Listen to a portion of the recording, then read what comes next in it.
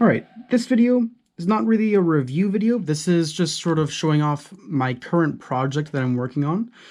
This is basically just making a very lightweight Hi-Capa. So this is probably, maybe I'll call it Project Lightweight, and I'll use that for the future videos.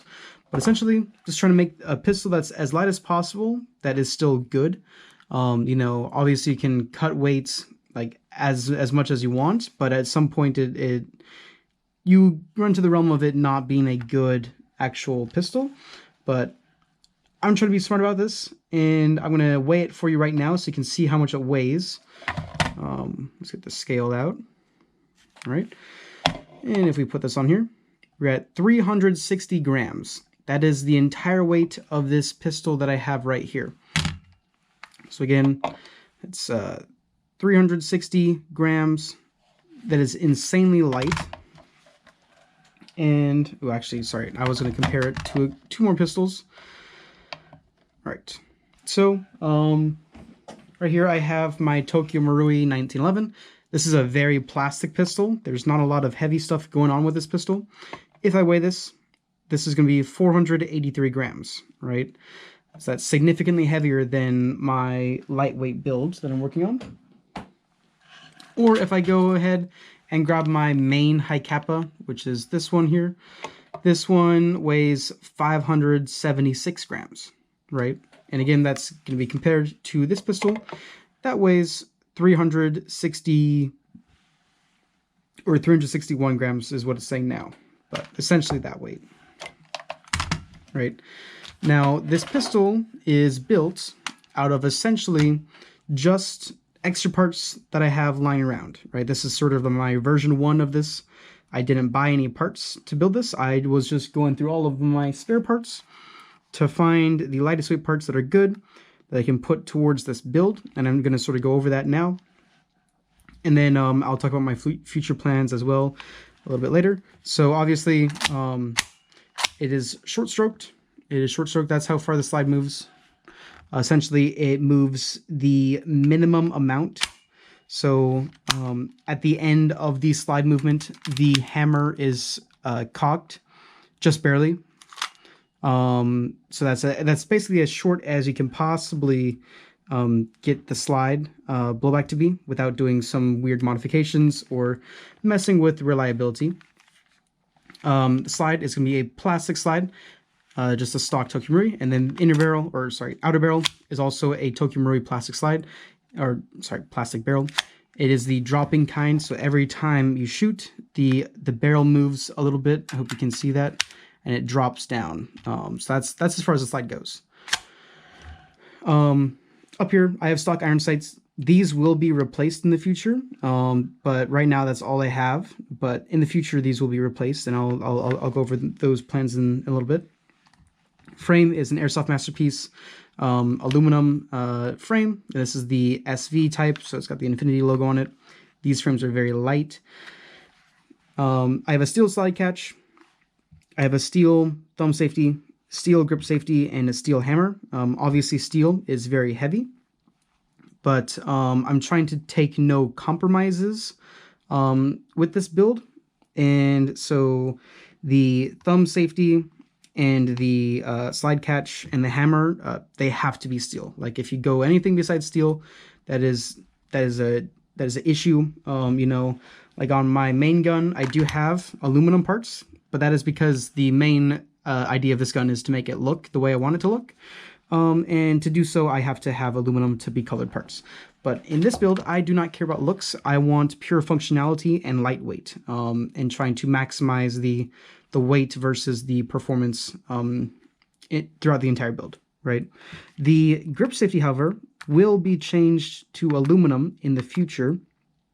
I don't have any aluminum ones extra, so that's just future plan. I'm trying to build this gun without paying for anything. These are all spare parts here. Grip is a Nova C2 grip. This is shorter than a standard Hi-Capa grip, and it says stippled. Steel slide catch or steel magazine catch. Again, this is something that, you don't really want to compromise on this very much. You could do aluminum, but it's just going to wear away really fast. So not compromising there, keeping that steel. Plus, this grip is made for this, so it perfectly lines up on the other side. I hope you can possibly see that. Trigger right now is a stock trigger. This will be changed to an aluminum one in the future, but I don't have an aluminum one right now. I could go with plastic, but I think aluminum triggers are a lot cooler than plastic. I do have a bunch of plastic triggers, but I didn't want to put one in because I kind of want to have this be aluminum just because it's a little bit cooler.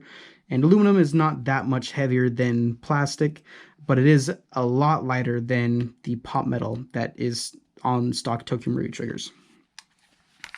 But that's about everything on the outside, I believe. You can go ahead and open it up. And I have this cut because it doesn't go back far enough. So I can pop this out wherever I want to pop it out at.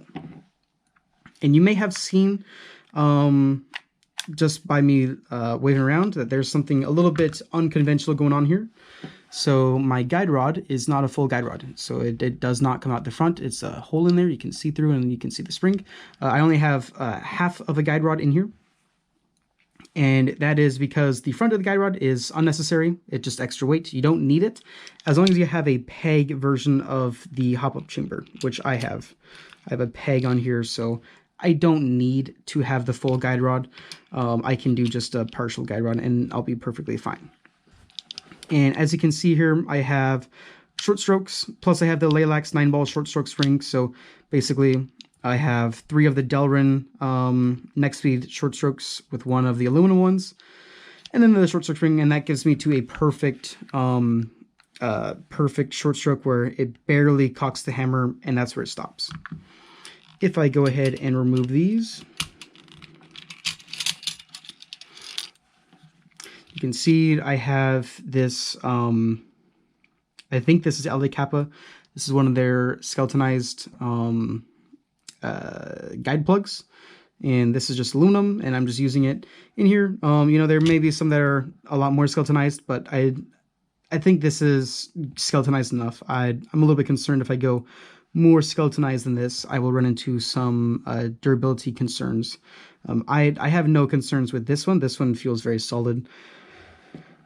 And spring, and then these are the short strokes. These are interesting. They have O-ring on each one, and then they have like a hard plastic or Delrin for the plasticky ones, or aluminum on the metal one. And then the guide plug I'm using is actually a titanium guide plug, and this is guide plugs. You know, they need to be kind of strong because that's like one of the main areas that is getting a bunch of impact. So titanium is much stronger than aluminum, but it is much lighter than steel. So this is a very good choice. Typically, I try to do steel guide rods in my builds, typically, as much as I can, unless I want a color specifically. And the hop-up chamber and inner barrel, I have a steel inner barrel. That's the way to go. You have to do steel. You do not want an aluminum inner barrel. You know, they can be okay, but steel is 1,000 times better than aluminum. And I think even brass will be better than aluminum, in my opinion. So I have steel, and that's my standard. I always do steel on every single gun I build. And then I have the next speed hop-up chamber in here, which is an aluminum hop-up chamber, which is lightweight. Plus, this is like the best hop-up chamber on the market right now. So not really doing any compromise for weight there. It just happens to be the lightest one is also the best one. And now this is the dropping, so every time it shoots, it's going to move like that, which, you know, that's not preferable, but it's okay. I have like an infinite amount of the stock outer barrels and stock slides, so I'm not concerned about these breaking at all. If they break, I can just replace them super easy. And then in here, I have a nozzle. I honestly don't know what nozzle this is, but it seems to work fine for me. And I have a Lalax 9-ball plastic blowback unit. So this blowback unit is injection molded plastic, which is obviously a bajillion times lighter than an aluminum, even like a skeletonized aluminum one like this. Like this is way heavier than this plastic one. And so far it's been fine. I haven't had any issues with it. Obviously, it's going to be less durable than metal because it is plastic, but I think it's fine. I don't go crazy with this. Like, there's not a very strong spring. This is a Lalax 9-ball spring, which these are meant for plastic slides. So these are not really too strong that I'm worried about breaking parts. But that's about everything on the top. I will be changing out the sights. I'm not 100% sure if I'm going to do a red dot mount or if I'm going to do iron sights. If I do iron sights, they're going to be aluminum sights, fiber optic aluminum sights. If I do a red dot, I'm not going to have a front sight, and then the rear sight is going to be changed to a charging handle that will be aluminum as well. That's that done. Here, not much to talk about. I mean, it's just kind of standard internals, I guess, you know, Airsoft Masterpiece, sear spring, and then no idea what hammer spring is in here, but it works perfectly fine, so if it ain't broke, don't fix it. I have lightweight steel disconnector, and then the firing pin lock is a stock one. And it smacks really hard. But that's essentially the build. And I just wanted to sort of show you guys sort of what I'm working on, because I don't know how common it is for people to do sort of builds like this. But essentially I am focusing on lightweight, but not compromising anything specifically for lightweight. So still having a good gun, but aiming for as light as possible. And I think I'm doing a pretty good job right now. There is still a couple things, as I've mentioned, that will be changed to make it a little bit lighter. And when I make a substantial sort of difference, I will do an update video on that so you guys can see what I'm working with. But yeah, I just wanted to sort of give you guys a first video so that way I can do an update video without having to go over the entire gun. But honestly, the lower is the heaviest part, so if I weigh the upper by itself, we're zeroed. If I weigh the upper by itself, it is 115 grams fully assembled, or 160 now, but fully assembled with all of the internal parts. And then if I weigh the lower, it'll be at 236 grams. And obviously if I put them all together, you're at 361 grams.